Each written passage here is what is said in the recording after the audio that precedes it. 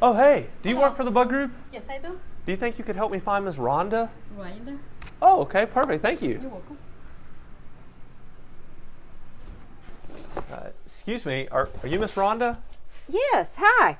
Hey, I'm Halston. I'm the safety manager. Hi, Austin. Nice to have you. Yeah, I wasn't able to find you up in your office. Well, I'm doing a little bit of stocking here in our closets, trying to keep things straightened out. It's very important that our closets stay well organized. Well, that's perfect. I was actually here to talk to you a little bit about spring cleaning and what all goes into getting ready. Well, it's something that we do on a regular basis, and it's very important to staying organized as part of what we do. One of the things that I really strongly recommend is getting our products out of the boxes. Okay. And getting it on the shelf in a place that's easy to reach, because you don't really want people reaching. Then taking your empty boxes and getting them removed from your closet. Now, why does stuff have to get out of boxes? Why can't we leave it in there? Well, it's something that we don't really talk a lot about, but the glue that is on these boxes oftentimes contain roach eggs, and once they get warm in a building, they start hatching, and that creates issues for our facilities, and it's our job to protect and maintain our facilities. So we want to get things out of the boxes, on the shelves, in a good place that's easy to reach for everyone, and then get rid of the boxes and the clutter. And speaking of clutter, that over there is going to be a problem, and we've got to make sure we keep our floors clear, because that is an enemy to our safety. Time for pro safety tip number 1 on how to keep your janitorial closet safe. Make sure your closet is well organized and store regularly used and heavy items on the mid-height shelves to avoid having to reach too high or bend too low to pick them up. And make sure you take time to clear your closet of any debris or clutter to avoid tripping. All right, well, let me get this out of the way and get it wound up for you. Oh, whoa. That actually is one of the things that we need to be checking on a routine basis when we're doing our spring cleaning, and probably at least once a month. This cord is a bit of a problem. Oh, no. First off, there's no way that this is going to go into an outlet properly, and it's missing the most important component, the ground prong. So that's going to be a problem, and as you can see, there's some other issues. We've got some open cord, which is exposing. The insulation is now exposed and the cords are exposed. And wow, this is probably an extreme situation. We'd never want this to happen, but a lot of times you get this type of fraying when you've got a constant bend in the cord. Okay, so let's say I'm one of your employees and I have a cord that looks like this, and I bring it to you. What would you do with it? Well, I'm going to have to take this cord completely out of service. It's unsafe, it's a fire hazard, and absolutely no way can we be able to use this. And I need to have this disposed of immediately so no one else uses it. Okay. So you mentioned looking through our equipment. What other things might we want to inspect during a spring cleaning? Well, as you know, we all vacuum. So one of the things that you're looking at, again, you're going to look at the ground prong on your vacuums to make sure it is present. This ensures that the vacuum is safe to operate. But you're also looking at some other things. You're going to be sure that you're checking the bag to make sure it's not overfilled and that the filters are not clogged. How does that one look? Well, this one, I would replace it. I think it probably needs a little bit of work. When they get overfilled and blocked, then the vacuum actually is putting out more dust than we're actually picking up.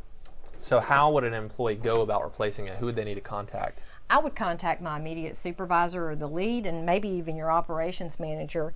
You've got to be sure you have plenty of replacement bags, and you should have filters on site to be sure that your vacuums are operating efficiently.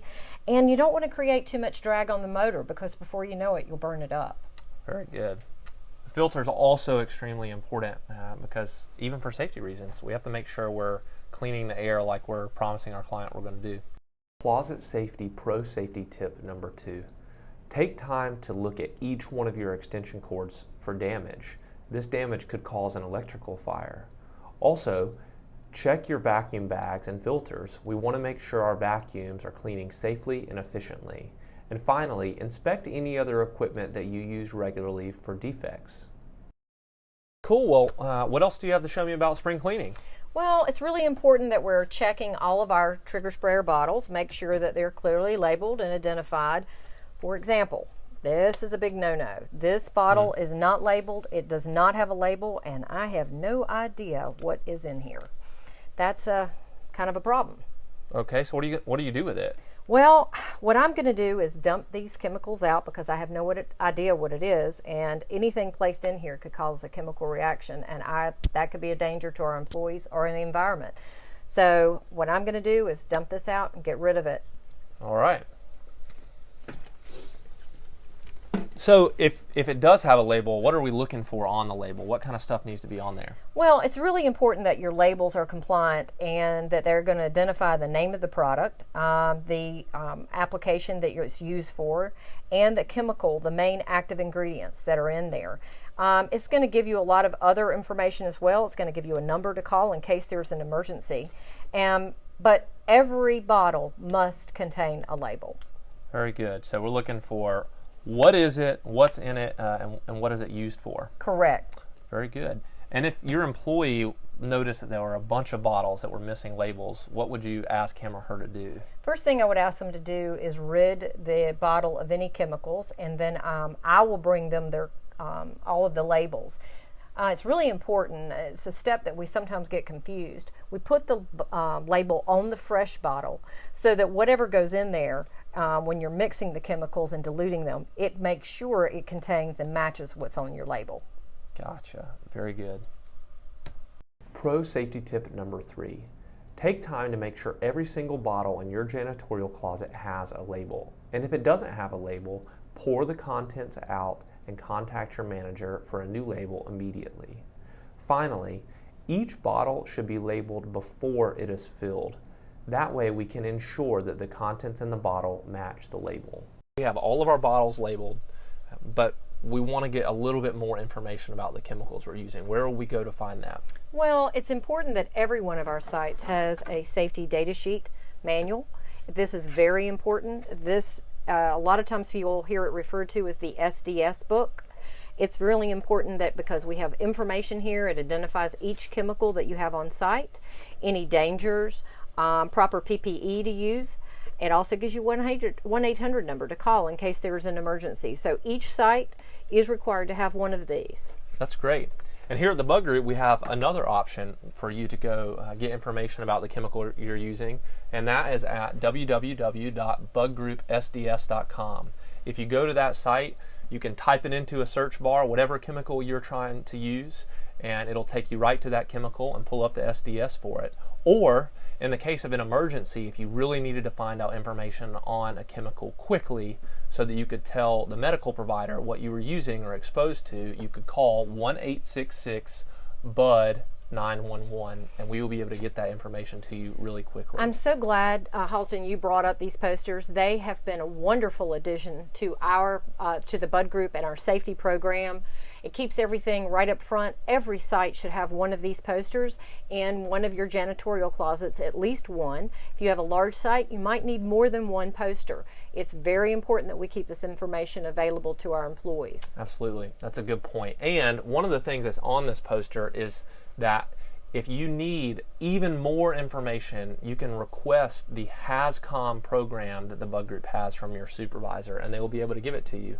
All the HAZCOM program is a couple-page document that explains how the Bud Group handles hazardous communication. It says that we want to have posters like these. It says that we need to have SDS books, and it says what to do in the event of an emergency. Well, Rhonda, this has been a lot of fun, and I really appreciate you taking the time to show me around the closet and tell me what it takes to get ready for the spring. Well, Halston, it has been great to see you again. Come back anytime. In fact, I could use an extra hand anytime you're around. All right. Time for the final pro safety tip on how to keep your janitorial closet clean and safe. Every single Bug Group account should have a safety data sheet binder that contains all of the safety information on every chemical used at that account. This information can also be found at www.budgroupsds.com. And finally, if you have more questions about chemical safety at the Bug Group, you can request a copy of the Bud Group Hazardous Communication Program from your supervisor.